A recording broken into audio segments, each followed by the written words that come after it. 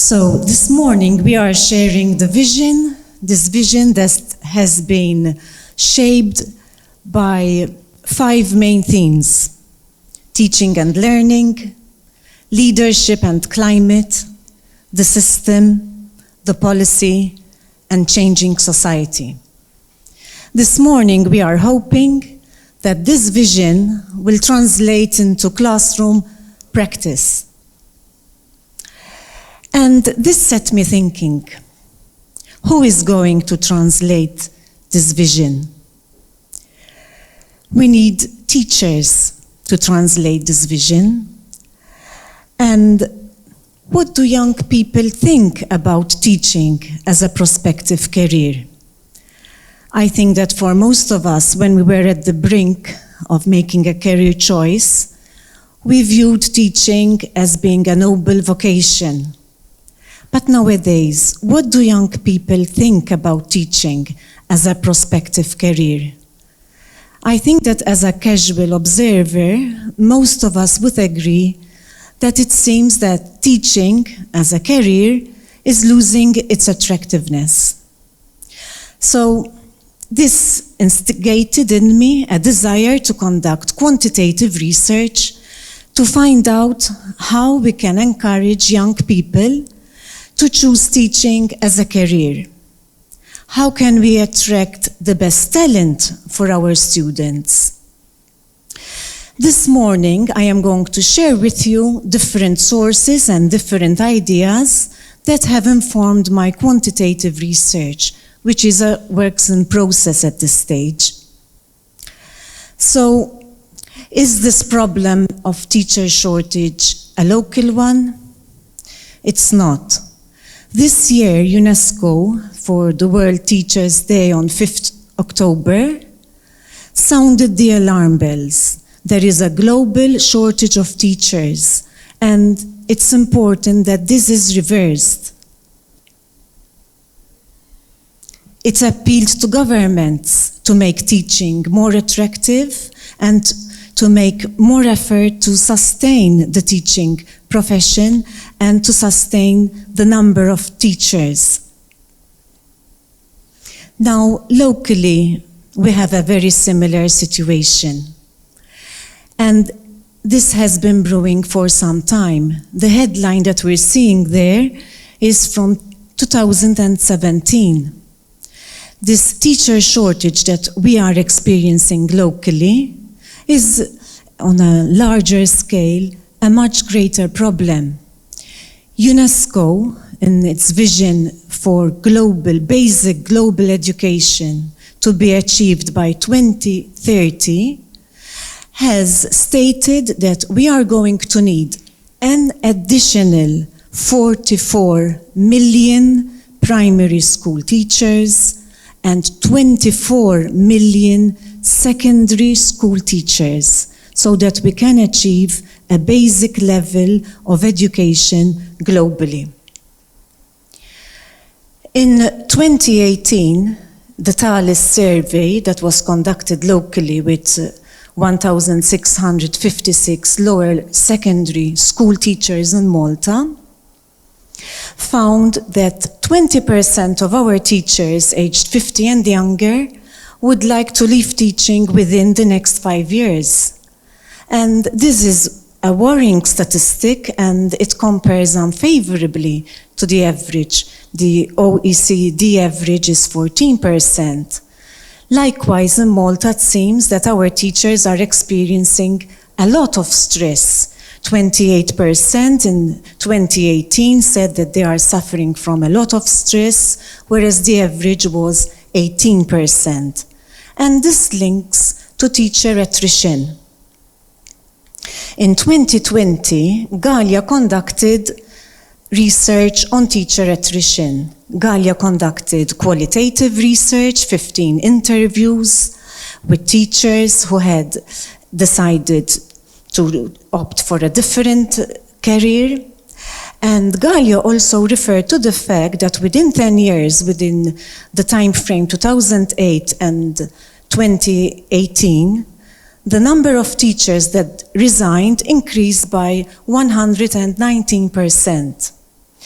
Galia describes different determinants. These are exit attrition determinants, and they range from the pay, from the salary, from pressures, from the lack of resources, from the status of teachers, from the mismatch of the image being a teacher. We have an important local study by Attar, Tonna and Kalleya about teachers' professional lives. And this survey, this online survey conducted with over 700 teachers, found that 94% feel that they do not earn an adequate income. Teachers were also asked in the survey, if a career opportunity arises today, would you take it? 40% answered yes, and 40% were not sure. What attracts you to remain teaching? Here we have some hopeful numbers. It's the contact with students. Half the teachers said that it's the contact with students that helps them remain teaching.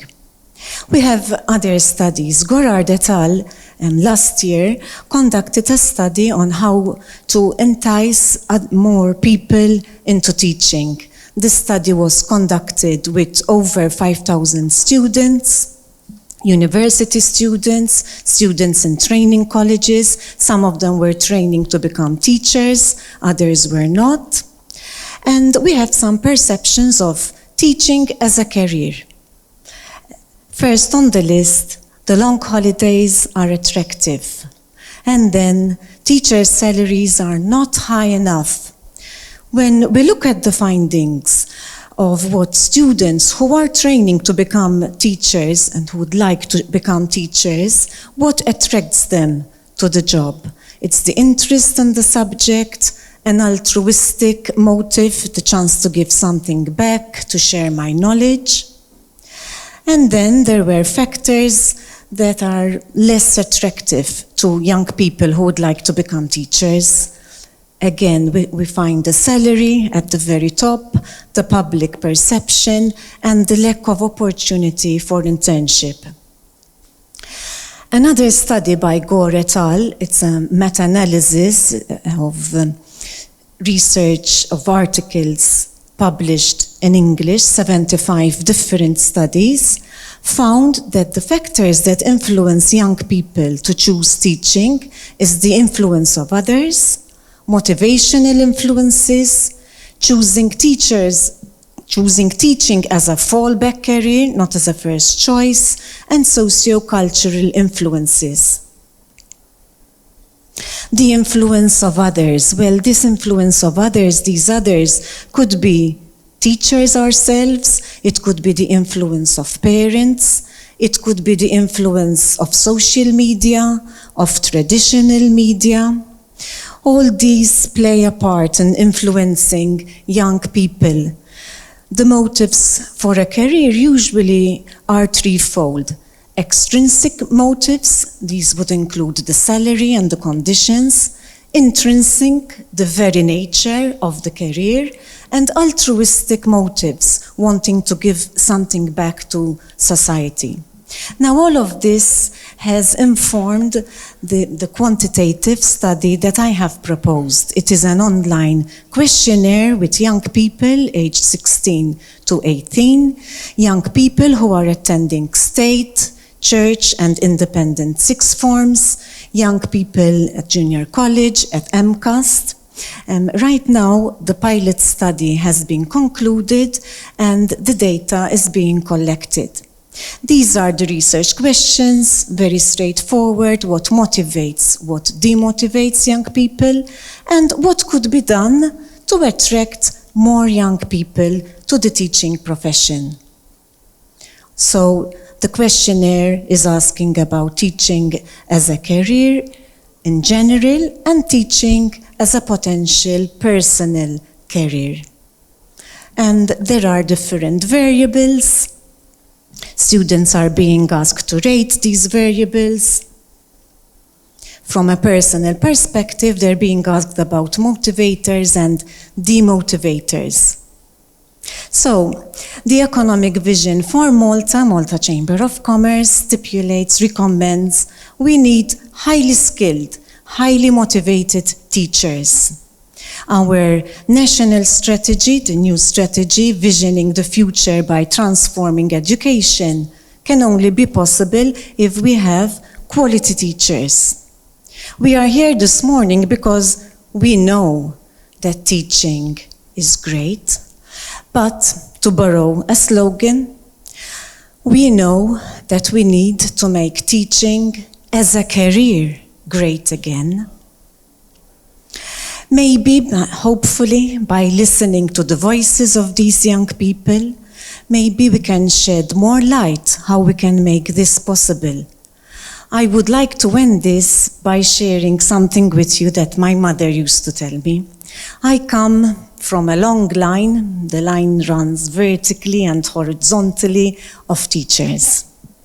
My mother, in the mid-50s, in 1955, trained to become a teacher at Mater Admirabilis in Rabat. They used to spend 2 years as boarders there.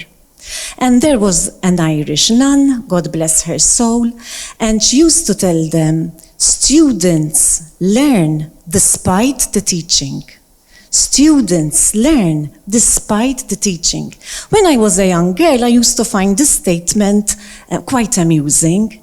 But as I grew older and I trained to become a teacher, I found this statement offensive. Can all students learn despite the teaching? I'm sure if we look back, there were instances in our learning journey when we had to learn despite the teaching, but that's not the vision that we have this morning.